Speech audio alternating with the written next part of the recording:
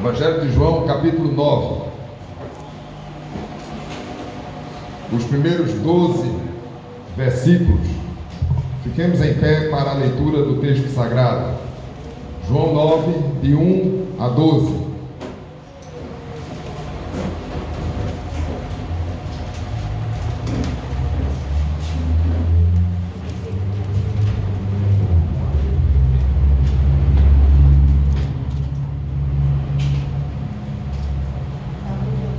Eu estarei lendo, os queridos, acompanhando reverentemente nas suas Bíblias. Assim diz a porção da palavra.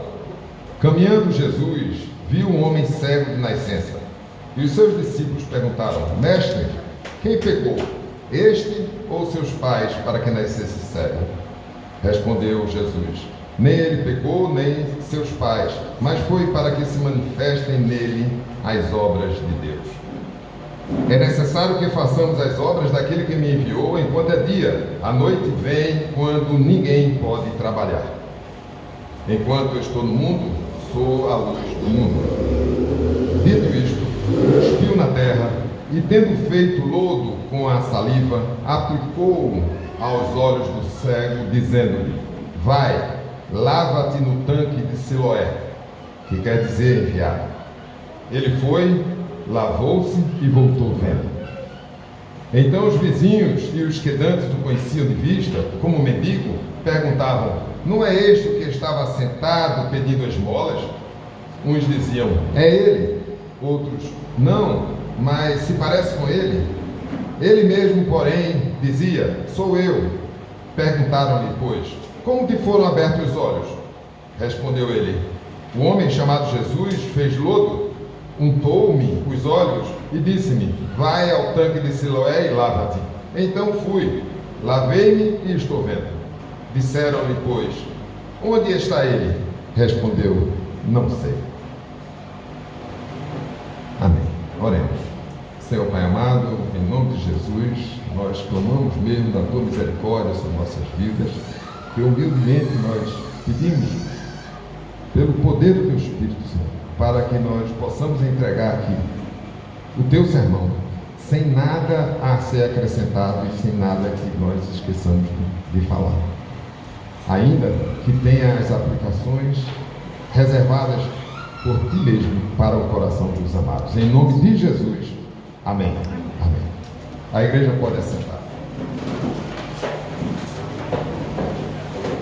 Queridos, o IBGE nos informa que nós temos no Brasil cerca de 47 milhões de deficientes.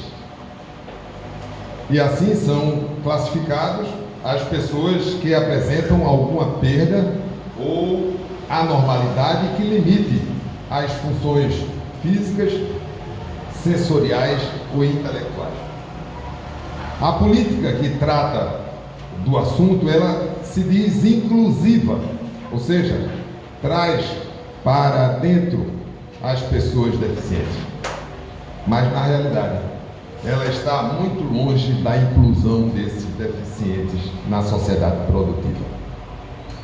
Exemplos disso está, por exemplo, na oferta de vagas especialmente destinadas ao deficiente.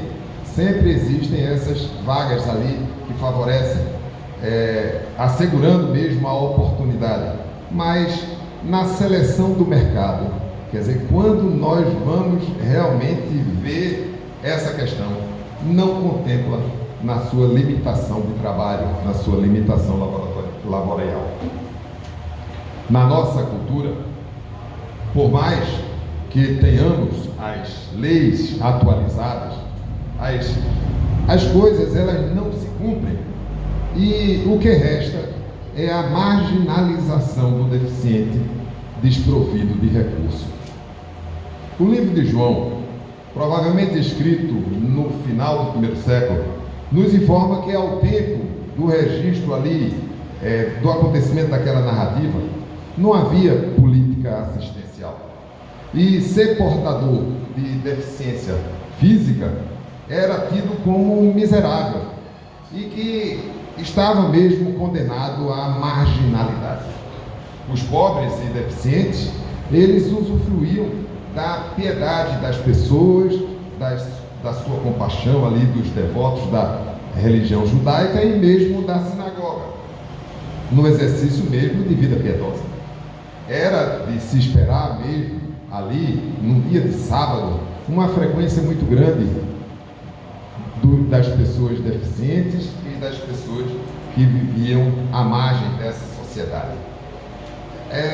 Todos ali desprovidos de atenção e marginalizados. Tinha se passado a festa dos tabernáculos ali em Jerusalém, e Jesus tinha permanecido, frequentando mesmo com uma certa regularidade o templo. Ele ensinava aos tantos que o seguiam. Eram judeus que já conheciam do seu ministério e o acompanhavam, judeus ainda que estavam ocasionalmente ali em Jerusalém por conta do calendário religioso, e também judeus que ali residiam e que estavam acompanhando, buscando um maior entendimento da sua doutrina. Era de fato uma doutrina de impacto, confrontava ali os judeus das suas verdades que estavam materializadas na vanglória e no reconhecimento.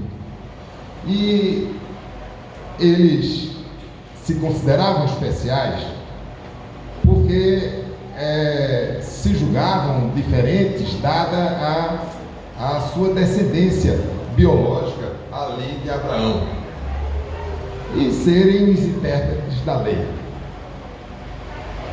Pessoas especiais jamais seriam deficientes.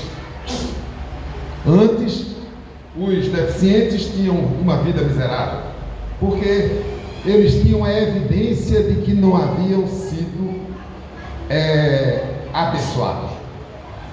E aí, eles entendiam mesmo que bem possível ser a expressão da ira de Deus. Era assim que eles pensavam. Após essas considerações preliminares, nós vamos refletir a partir do texto sobre as deficiências das pessoas. As deficiências que nos assolam, porque cada um conhece as suas próprias deficiências. Muitas vezes elas não são participadas pelos demais, mas nós conhecemos as nossas deficiências. E especificamente as deficiências do povo de Deus.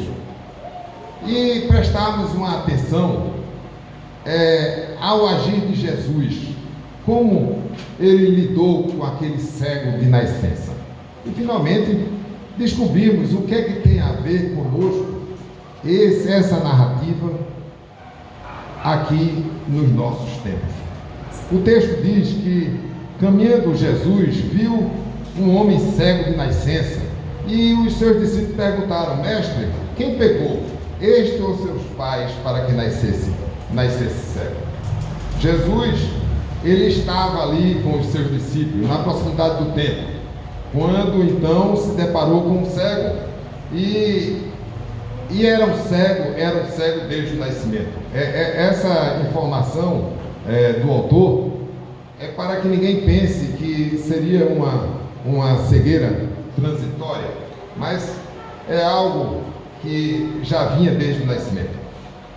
Esse tipo de cegueira se chama cegueira congênita, e ela toma-se conhecimento dela na ocasião do nascimento. Então, todas as doenças chamadas congênitas é porque elas são feitas o diagnóstico na ocasião do nascimento.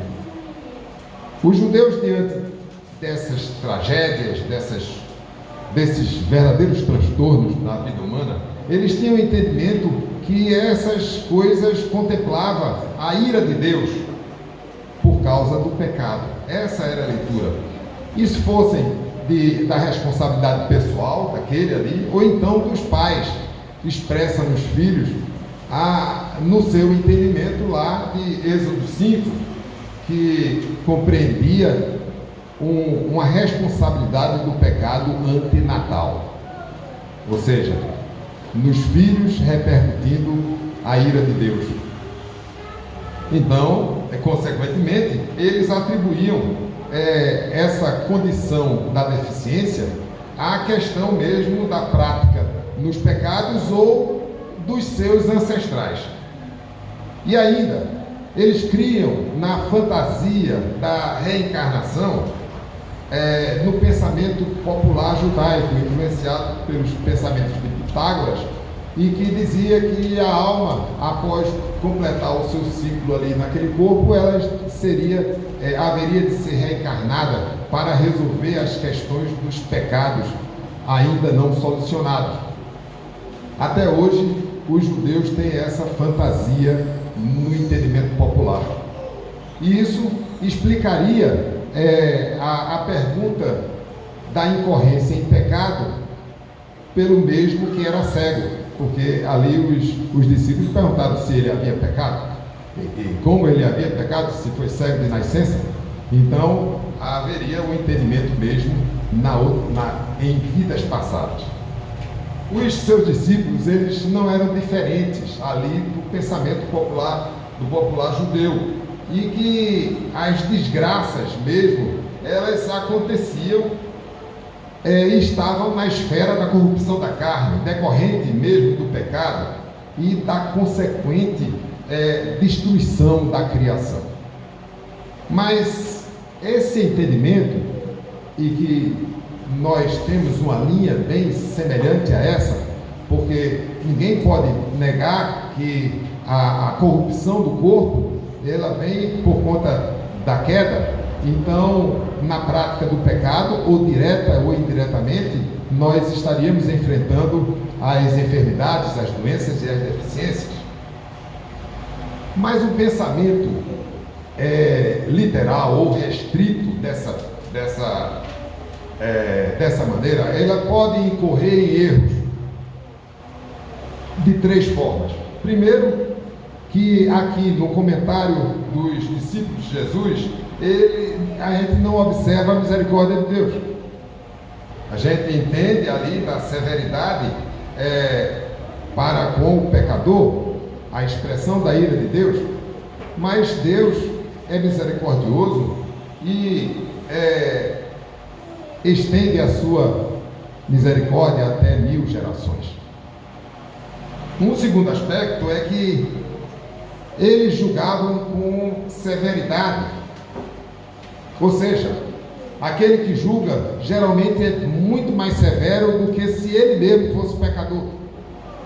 Quando nós pecamos, nós não somos tão severos assim quando nós explicamos a desgraça alheia por causa do pecado.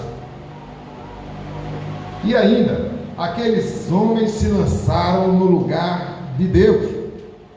Eles condenavam aquele deficiente pela prática de pecado. Ora, Deus, ele se permite afligir o ser humano para atender aos seus santos propósitos. Nós temos visto isso. Para uns, não inflige tribulações nos dias de hoje, para lançar mão desse recurso nos tempos futuros. Para outros, ele os faz passar por tribulações, enfermidades, doenças, essas coisas, e às vezes no seu próprio povo nós vemos uma maior frequência dessas intercorrências.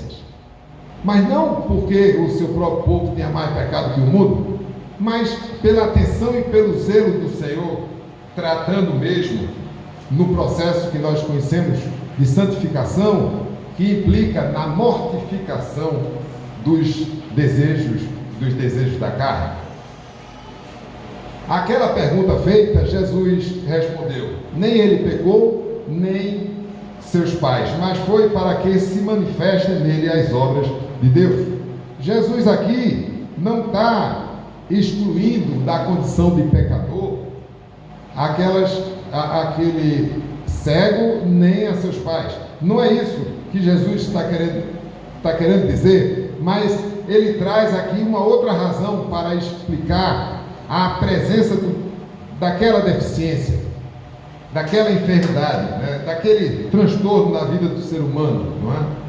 Então, às vezes, verdadeiras desgraças que nós identificamos com um certo repúdio, não é? Quando nós ali estamos presentes. Muitas vezes essas coisas acontecem para que se manifestem as obras de Deus. Jesus usa no plural, ele não manifesta a obra, mas ele está se referindo às obras de Deus. Naquele momento haveria a cura da cegueira física, mas mais adiante, Jesus haverá de curar a cegueira espiritual. E dessa cegueira espiritual, toda a humanidade sofre até a intervenção do Senhor Jesus. Essa cegueira, ela necessita a intervenção da graça de Deus, a luz do mundo, aonde o homem haverá de ser subordinado, submisso para a cura. Mas haveria também os resistentes a Jesus, os rejeitadores do Evangelho, os quais não seriam salvos, se julgavam sábios e afirmavam que viam, mas não seriam salvos porque foram rejeitadores do Evangelho, o poder de Deus para a salvação. Uma chamada de atenção aqui para ele mesmo. Jesus cria uma expectativa. Seus discípulos ali estavam atentos, porque haveria de acontecer as obras de Deus naquele cego de nascença. O texto original, ele realmente valoriza que haveria de acontecer as obras de Deus nele, no cego. E o Senhor Jesus diz: é necessário que façamos as obras daquele que me enviou, enquanto é dia, a noite vem, quando ninguém poderá trabalhar. Segue então Jesus explicando as obras, o seu compromisso em fazer essas obras, comissionado mesmo por aquele que o havia enviado. E isso haveria de ser realizado mesmo na dependência dele, não é? Ao usar o exemplo do dia e da luz do dia, da claridade que torna possível se realizar todas as coisas e realizar os diversos trabalhos, ele conclui que enquanto ele estava no mundo, ele era a luz do mundo. Jesus não apenas fora comissionado para realizar as obras do Pai, como veio realizá-las em caráter de urgência, na exclusividade da sua pessoa. No primeiro capítulo do livro, João havia testificado de Jesus que nele estava a vida, e a vida era a luz dos homens. Aqui se cumpre mesmo a promessa em Isaías capítulo 7, e reafirmada no capítulo 9, de Isaías mesmo, quando Deus havia prometido glórias além do Jordão, a caminho do mar, na Galiléia dos gentios. E o profeta narrou então a promessa: o povo que andava em trevas viu grande luz, e aos que viviam na região da sombra da morte resplandeceu-lhes a luz. Essa era a luz. João afirma que ele era a luz que resplandece nas trevas, e as trevas não prevaleceram contra ela. E esse fato importava mesmo diretamente na responsabilidade humana. Jesus advertiu Nicodemos, no capítulo 3, versículo 19, quanto ao julgamento, que a luz veio ao mundo e os homens amaram mais as trevas do que a luz, porque as suas obras eram mais. O próprio Jesus já havia afirmado que quem o seguisse não andaria nas trevas, mas teria a luz da vida. Mas a fala de Jesus nesse versículo, ela inicia com um critério de tempo. Compara-se ao curso do dia. Mas a limitação aí do tempo não dá o entendimento de um ministério limitado. Mas ser permitido ao mundo junto com ele significa que era tempo perfeitamente adequado para que se manifestasse o poder de Deus, e ali seria de forma esplendorosa. Ele haveria de literalmente dar visão ao cego de nascença, e a luz seria muito mais do que apenas a visão. Dito isso, cuspiu na terra e, tendo feito lodo com a sua saliva, aplicou aos olhos do cego. Os seus discípulos, eles esperavam que acontecesse algo. Tinha sido criada a expectativa e eles estavam atentos aos movimentos do mestre, acompanhavam o que fazia. Diz o texto que após fazer essa mistura, aplicou aquela pasta aos olhos do cego, enquanto ele mesmo dizia: vai, lava-te no tanque de Siloé, que quer dizer enviado. Ele foi, lavou-se e voltou vendo. Aqui não se trata do poder naquela pasta de barro, nem na questão da água lá de Siloé, mas que Jesus tinha poder tanto para dar visão a um cego de nascença, como para lavar o barro da humanidade. Estava no seu proceder tanto dar visão a cegos, como untar os olhos com barro. Nos informa o autor inspirado que o cego foi até o tanque de Siloé, que estava no outro lado da cidade, mais ao sul, não numa distância maior de 800 a 1000 metros, e fez conforme o Senhor havia ordenado.